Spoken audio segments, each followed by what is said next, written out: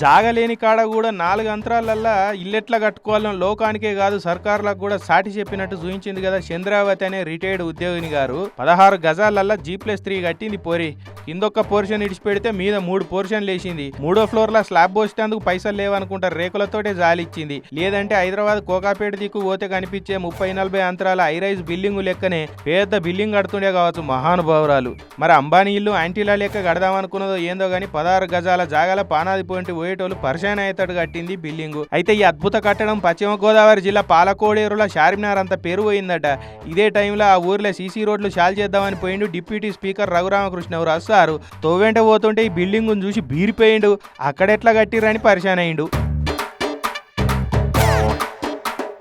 ఇక ఊరి కార్యదర్శిని పిలిచి ఈ బిల్డింగ్ కు పర్మిషన్ ఎవరు ఇచ్చిరువయా అని అడిగితే మేమియలే సార్ ఆమెనే కట్టుకున్నదని చెప్పే వరకు మరి తమరేం పడావు చేస్తున్నట్టు ఈడని 2 సోట్లు పెట్టి అర్జెంట్ గా ఈ బిల్డింగ్ కూలగొట్టాలి, ఎంత డేంజర్ ఉన్నదా అని గరమైండు.